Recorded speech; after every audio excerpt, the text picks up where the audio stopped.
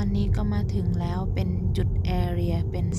จุดที่ต้องเข้าไปข้างในนะคะ เพื่อเข้าไปรายงานตัวไปเช็คอินนะคะ จะมีท่าเทียบเรืออยู่ข้างใน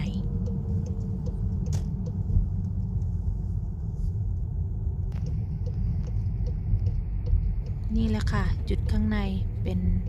ช่องที่ทางรถเข้าไปนะคะ ส่วนทางคนเข้าเช็คอินก็จะเป็นอีกที่หนึ่งและจุดนี้เป็นมินิมาร์ทนะคะจะเป็นขายเครื่องดื่มแล้วก็เป็นสำหรับผู้คนที่เขาเดินทางด้วยรถบัสรถเมล์นะคะเขาก็จะมาเช็คอินกันที่นี่แล้วก็โหลดกระเป๋าใต้เครื่องใต้เรือนะคะนี่คือเรือนะคะเรือโบ๊ท go out have car go out from Scotland come to Nynäshamn นี่คือรถที่รอไปก็อตแลนด์แล้วก็มีรถที่มาจากก็อตแลนด์รถของเราจะจอดอยู่ฝั่งนู้นก็คือรอที่จะขึ้นข้ามเรือไปก็อตแลนด์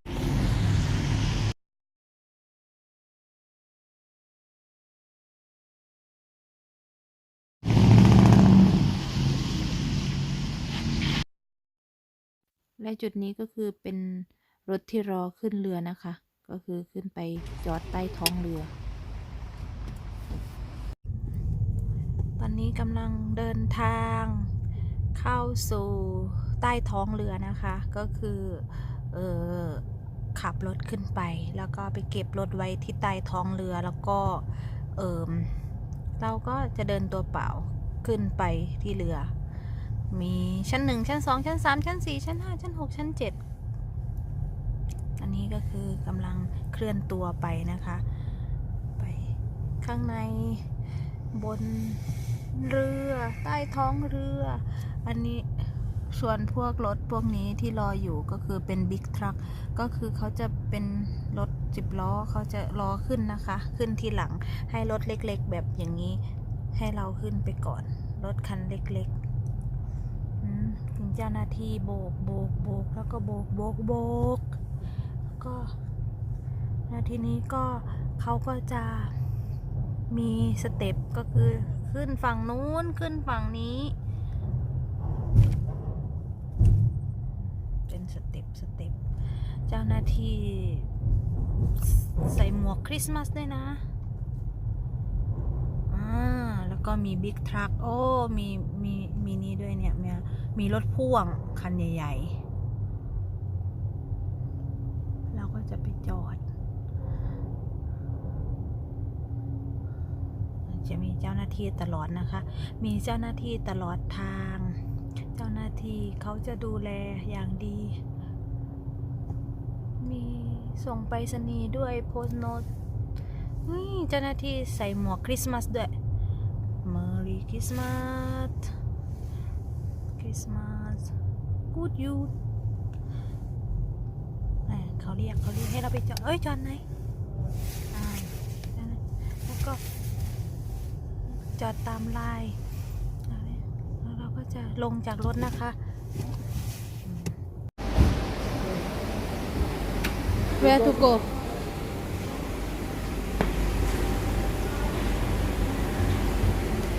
รถจอดอยู่ตรงนู้น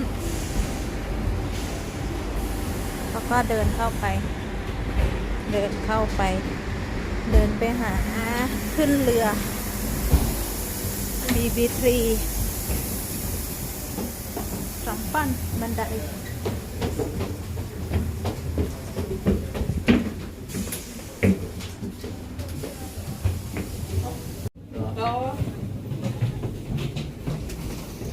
Oh my god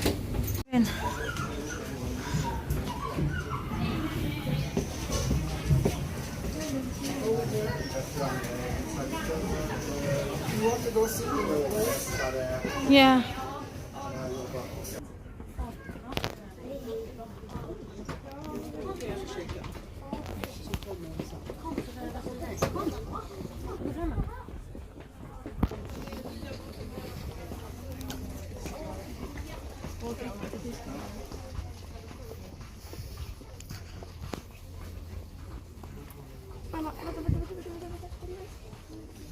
Yeah, like this.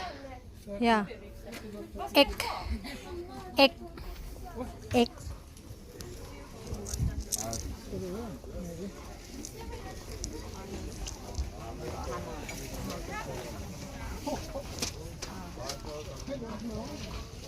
wrong or not wrong side Y Z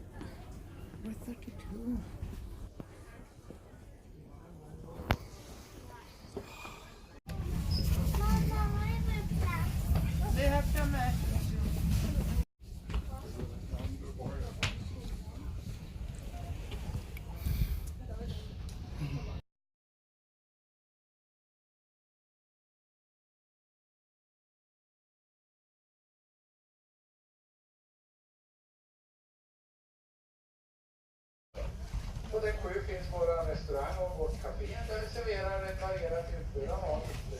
och fika. Ombord har vi 2 butiker med flera olika produkter och erbjudanden. På däck 8 finns flytvästar för vuxna mellan varje rullstolspar i försalongen och i märkta spår i kupéerna och i djursalongen. On deck 8, there are adult life jackets between every pair of reclining seats in the front lounge and in labeled cupboards in the cabins and the animal lounge. Flytvästar till barn och spädbarn samt extra vuxenflytvästar hittar du i märkta skåp samt i lådor ute på däck. You'll find life jackets for children and infants and extra life jackets for adults in labeled cabinets and drawers out on deck. För flytvästen över huvudet. Pull the life jacket over your head. Dra bandet runt dig och sätt ihop spännena på framsidan. Pull the belt around you and push the buckles together.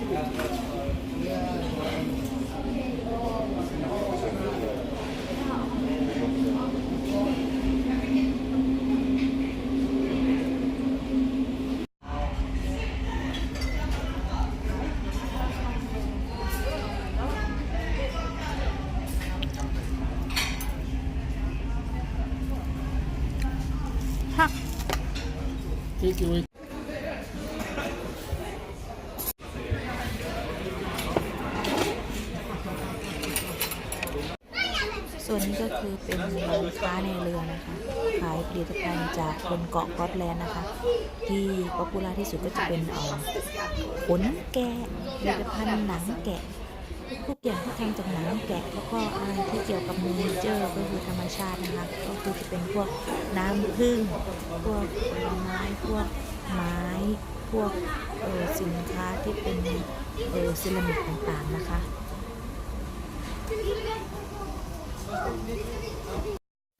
สภาพตอนนี้คือขึ้นมาบนเรือนะคะ ขึ้นมาสัมผัสบรรยากาศอันหนาวเหน็บนะคะ กลัวปลิวเหมือนกันตอนเดินอยู่รอบๆเรือนะคะ เรือลำใหญ่น่าดูเลย แต่ว่าก็ขึ้นมาสำรวจมาดูว่า เพราะว่าเรือลำนี้เป็นเรือลำใหม่ แตกต่างหรือเปล่า ก็เลยเดินเข้ามาดูนะคะ